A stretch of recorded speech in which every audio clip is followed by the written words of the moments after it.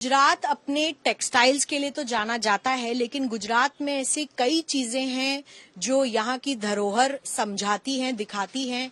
ऐसी ही जगह पर हम आज आए हैं राजकोट में, जहाँ पर अगर आपने शर्मा जी साफे वाले के नाम सुना होगा तो यहाँ राजकोट में कई सालों से शादियों में, त्योहारों में, इवेंट्स में शर्मा जी साफा वाला का साफा अगर नहीं बांधा है तो इज्जत का प्रतीक किस तरीके से यहाँ पर दिखाया जाता है।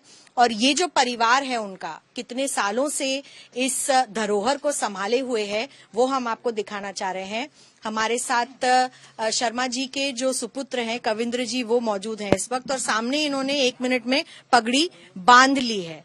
कविंद्र जी, आप जो काम कर रहे हैं कितना पुराना है और कब से शुरुआत की थी आपने इसकी? ये 1992 में मेरे फादर ने साफे का यहाँ स्टार्ट किया था। वो रेलवे से रिटायर हो चुके थे और एज ए उन्होंने पर्पस साफे का हम बिलोंग राजस्थान जोधपुर से कर रहे हैं। और पिताजी जब भी जाते थे तो साफा पहन कर ही जाते थे जोधपुरी शूट में। तो हमारी ये संस्कृति थी, काठियावाड़ के अंदर रहते हैं, ये हमारा राजकोट रंगीला है। तो यहाँ पर भी साफे का ट्रेड पहले राजपूत लोगों में, दरबार लोगों में चलता था। ये उन्हीं कास्ट में जहाँ ठाकुर लोग रहते थे। अब ये जमाना ऐसा आ गया कि एक यूनिक एक चीज ट्रेडिशनल हो गई है कि ट्रेडिशनल में शेरवानी सूट्स वगैरह हो, सफारी हो, जोधपुरी सूट हो, तो साफा कंपलसरी हो गया है।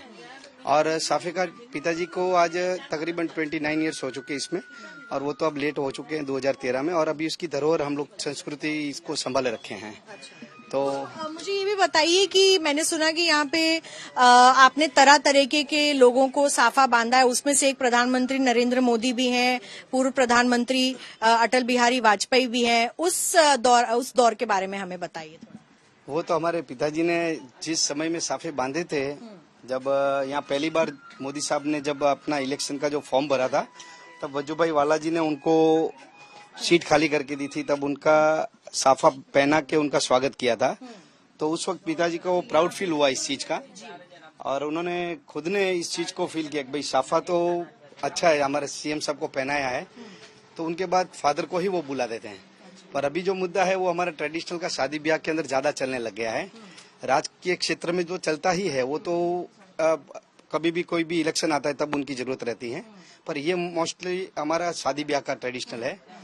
और तो यहाँ पर आप दिखाई दे रहे हैं मोदी जी को साफा पहनाते हुए जी, इस वाक्य के बारे में हमें बताइए। यहाँ पर अगर मेरे कैमरामैन थोड़ा आगे आए तो मैं दिखाना चाहूंगी किस तरीके से यहाँ पर सर दिखाई दे रहे हैं मोदी जी को साफा पहनाते हुए। ये कब की बात है? 2010 का ये है। और यहाँ से सीएम साहब के बाद जब उन्होंने पीएम साहब की कुर्सी संभाली है दिल्ली जाकर, दिल्ली की तख्त पर, तब उनके बाद तो वहाँ जाना हुआ नहीं है, क्योंकि इतने बड़ा उनके ऊपर पूरा बोझ है पूरे हिंदुस्तान का। और साफे के लिए जो भी वहाँ से आते हैं अच्छी बात है, मगर मुझे बड़ा प्राउड होता है कि जब भी पहली बार जब मोदी साहब ने साफा 2001 में पहना था यहाँ सीएम होने पर, तब उसके बाद मोदी साहब कंटिन्यूटली साफा 15 अगस्त और 26 जनवरी को पहनते ही है। वो हमारा प्रतीक है। साफा बहुत अच्छी बात है। वो हमारा हिमालय है जो सर पे रखा हुआ है। उन्होंने अपनी जिम्मेदारी पूरी समझकर वो सब काम करते हैं। तो हम भी ये चाहते हैं कि ये अभी साफा है, तो अभी हम लोग भी यही चाहते हैं कि हमको वहाँ तक जाने का मौका मिले दिल्ली, मगर हम जा नहीं पा रहे। पर अभी जो है शादी ब्याह के मौसम भी है, इस तरफ इलेक्शन भी आ रहे हैं, दोनों तरफ का भी जोर शोर से अभी दोनों तरफ चल रहा है। इस तरफ विधानसभा का इलेक्शन है, इस तरफ मैरिज सीजन है, तो दोनों तरफ हमको लेकर चलना है कि इस तरफ बारातियों का भी साफे का हमारा रहता है दौड़ा दौड़ी। और मैरिज फंक्शन के अलावा कभी भी कोई इलेक्शन का अगर कोई रैली वगैरह होती है और वो लोग अगर हमको बुलाते तो हम जाते हैं, ऐसा नहीं।